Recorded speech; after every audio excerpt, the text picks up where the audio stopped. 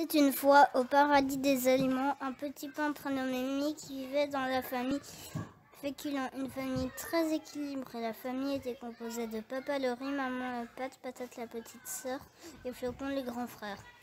Dans ce paradis, chacune des 8 familles consomme uniquement les aliments qui la composent. La famille produit laitier, mange du lait, des fromages.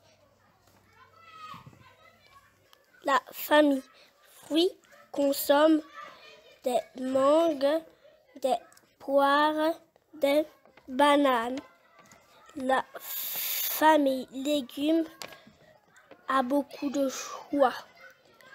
Salade, courgettes, chicots.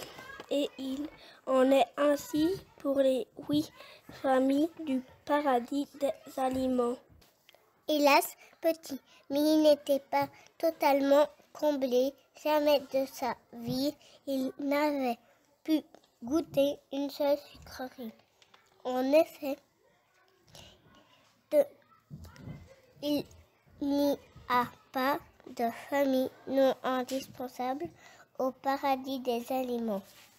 Il existe quelque part un palais des sucreries. Les personnes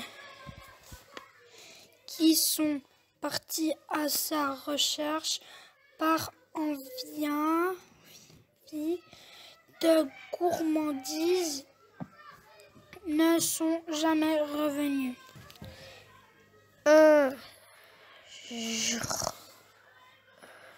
jour, alors qu'il rentrait de l'école avec son amie Cerise, Maman la pâte mit le goûter sur la table. Une pomme pour Cerise et des cracottes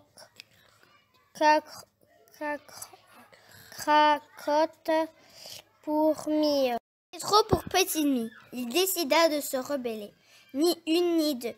Il proposa à son amie Cerise de fuguer avec lui. Cerise hésita un court instant, mais elle était très intrépide. Alors elle le suivit sans poser de questions. Ils sortirent de la maison, empruntèrent la route du quinoa pour arriver jusqu'au parc des féculents. Là, ils se posèrent une minute et discutèrent du plan. « Qu'allons-nous faire ?» demande Cerise. « Nous pourrions partir en quête du palais des sucreries. Là-bas vit une vieille canne à sucre et tous ses sujets en chocolat, » répondit Mie. « C'est une sacrée idée, mais comment y arriver ?» répliqua Cerise. « Je pense savoir, je connais quelqu'un qui pourrait nous y emmener, » dit Mie. Ils reprirent le chemin des légumineuses, arrivèrent au rond-point des fromages, et puis à la forêt des oléagineux. Ils pénétrèrent dans la forêt. Très vite, tout était sombre. Les arbres dégoulinaient d'huile, les deux petits aliments n'étaient plus très rassurés. Des bruits de pas les inquiétèrent davantage. Alors qu'il s'était caché derrière un gros morceau de beurre, une petite voix cria « Les amis, je suis là, j'ai entendu vos désirs. » Mie reconnut la voix de celui qui allait les emmener au palais des sucreries. C'était Choco-Noisette. Choco-Noisette était un aliment qui lui aussi avait fugué il y a plusieurs années pour aller vivre au palais des sucreries. Après de gros câlins de retrouvailles, tous les trois se mirent en route vers le palais des sucreries. Après avoir escaladé des blocs de chips, traversé à la nage une rivière de soda, les trois amis arrivèrent enfin devant la grande muraille en sucre du palais. Ils frappèrent à la porte et une voix se fit entendre. « Qui est-ce ? C'est Choco-Noisette. Je suis avec 2 amis. La grande porte s'ouvrit et les 3 amis pénètrent dans l'enceinte du palais. Cerise et Mie étaient émerveillés. Fontaine de chocolat, muffins, gâteaux, brioches, crème anglaise, toutes sortes de gourmandises plus appétissantes les unes que les autres. Allez-y goûter, tout cela est pour vous, vous cria Choco-Noisette. Ils ne se firent pas prier et se mirent à croquer, mâcher et déguster savoureusement tout ce qui se trouve à leur portée.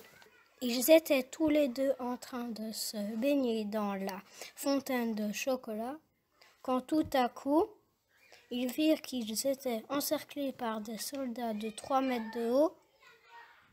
La reine canne à sucre fit son apparition et dit d'un ton certain: « Mes chers sujets, attrapez donc ces 2 petits aliments et emmenez-les dans la forteresse de sucre. 1, 2, 3. Dans 3 jours, nous les cuisinerons en délicieux gâteau à la cerise pour notre goûter. » Cerise et Mie crièrent au secours et Choco-Noisette, qui les avait aidés jusqu'ici, leur dit: « Je suis navrée, mes amis, c'est la sentence ici. Quand on pénètre dans le palais, on n'en sort jamais. » Ils se sentirent trahis. Cerise et Mie passèrent de journée dans la prison de sucre.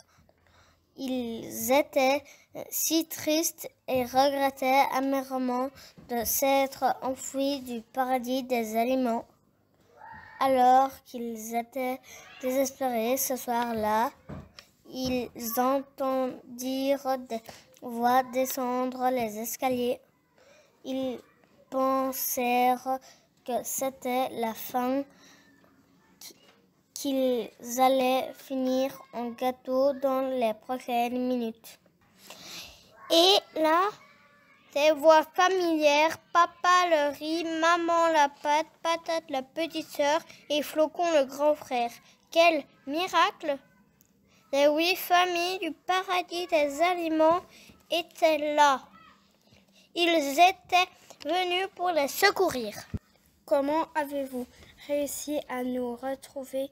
s'interrogea Mie. « Il se trouve que ton amie Cerise est téméraire, mais pas complètement inconscient, » rétorqua Maman la laitière. « Oui, en effet, il se peut que j'ai laissé derrière nous quelques petits noyaux semés sur notre chemin, juste au cas où, » répondit Cerise. « C'est la meilleure idée du siècle. Merci Cerise, dit Mie avec un sourire rassuré. » Ils reprirent tous ensemble le chemin vers le paradis. Ils étaient tous la même, la reine canne à sucre et ses sujets, pour que plus jamais personne ne sait de fuir le paradis. Ils décidèrent ensemble qu'il valait mieux consommer de tout. C'est ainsi que chaque famille se mit à manger un peu de chaque aliment. Mie était le plus heureux. Il avait